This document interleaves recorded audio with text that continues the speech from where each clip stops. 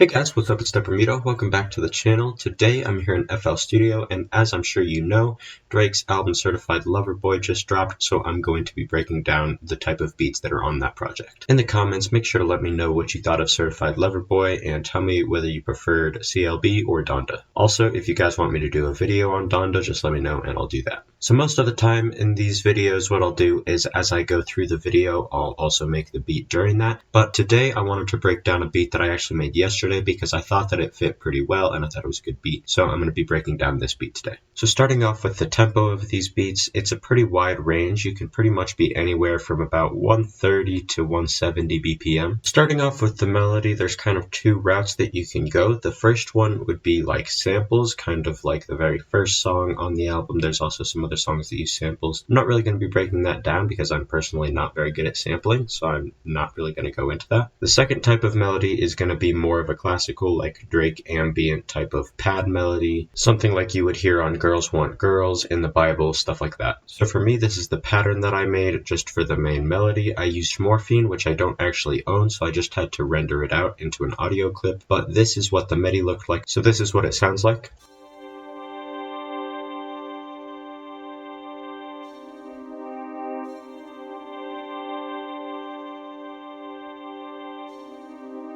So for these melodies, you're pretty much just going to want to use a nice soft pad sound. You don't want it to be anything too crazy. Then you're just going to make a really simple pattern. You want it to be maybe like a little bit dark, or you could also go like a little bit jazzy. As you can hear, I went for a little bit of a darker sound. Now for the rest of your melody, you're not really going to add too many like counter melodies or anything like that. You're mostly just going to add layers, and then with each layer change like a little couple things and just kind of make it its own layer, but you're really not going to want to have anything stand out too much. These melodies are very ambient. So some things that you can use for these layers are going to be like really soft guitars or bells. You could also use pianos, you can use strings, maybe you can use other pads, you can use choirs, stuff like that. Pretty much anything that's going to be soft and simple and it's just going to fit the vibe well is perfectly fine. If you wanted to add a little bit more movement to this, you could use maybe like an arp, but just make sure that it's a really soft arp and that it's mixed pretty low so that it's not super in your face. You just again want it to be really ambient and you want everything to just really mix in well. For my second layer, I decided to go with a nice kind of subtle soft guitar sound out of Spitfire Labs. It sounds like this.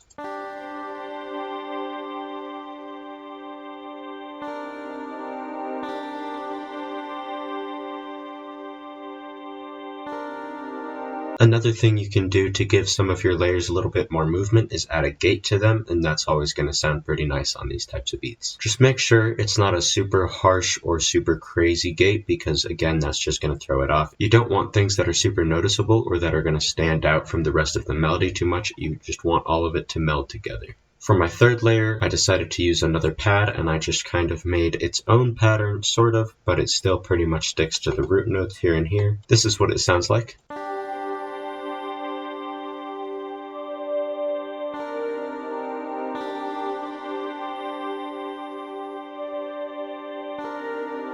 Now usually you might want to add some more layers, but for me I think this sounded pretty good and this is all I really wanted to do. Next, getting into the drums, starting off with the hi-hat, you're almost always just going to use a two-step hi-hat pattern. If you want to add a couple rolls or gaps or doubles or whatever you might want to do, you can do that, but you don't need to. A lot of the songs just have two-step hi-hat patterns. This is what my pattern sounds like.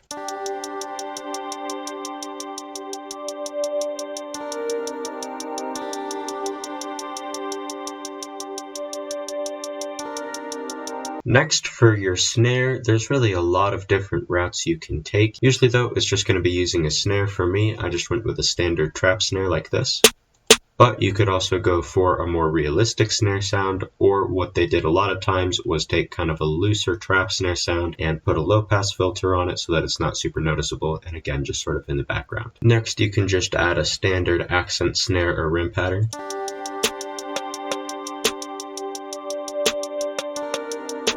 Then for the bass, there's again a couple routes you could take. You could either use like a sub bass or an 808 that is kind of long and stretched out and deep and subtle like a sub bass. Or you could just use like a nice thick Zay sounding type of 808. Personally, I did both so that I could differentiate between the sections a little bit. This is what my bass sounds like.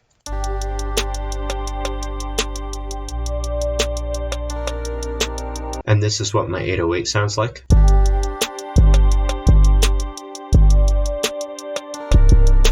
Now, if you're using a sub bass, you're probably going to want to add a kick in as well, especially just in that section. You'll probably want to take it out when you're using an 808 because kicks and Z-type 808s don't really go well together. For me, this is the kick pattern that I made. It's the same as the 808 pattern.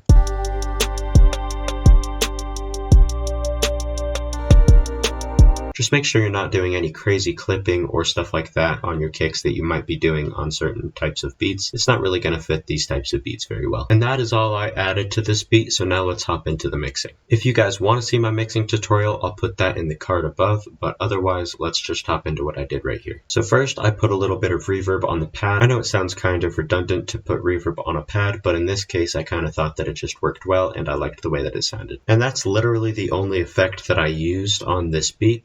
I also just used this mono knob right here and this panning knob right here just to kind of balance things out. Then I just leveled it, which you gotta do in every beat, so that's pretty simple. And that's all I did for the mix. Next, just taking a look at the arrangement, it's not gonna be anything different from most songs, although the only thing that I would say is quite a few of these songs have a third verse, so you might want to add that compared to most songs just having two. But otherwise, there's not too much to mention about these arrangements. This is how I did it if you want to take a look at that, but there's really not much to say about it. So that's pretty much it. I'm going to play this beat at the end of the video, but first I'd like to thank you all for watching. I really appreciate it. Make sure to drop a like and subscribe. Also make sure to go follow me over on Instagram. When I reach 2,000 followers, I'm dropping a free MIDI kit. And subscribe here on YouTube because when I reach 300 subscribers, I'm dropping a free loop kit.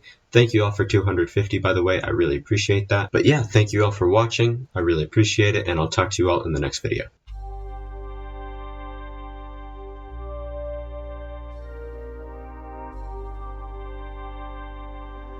How did Deprimido make this slap so hard?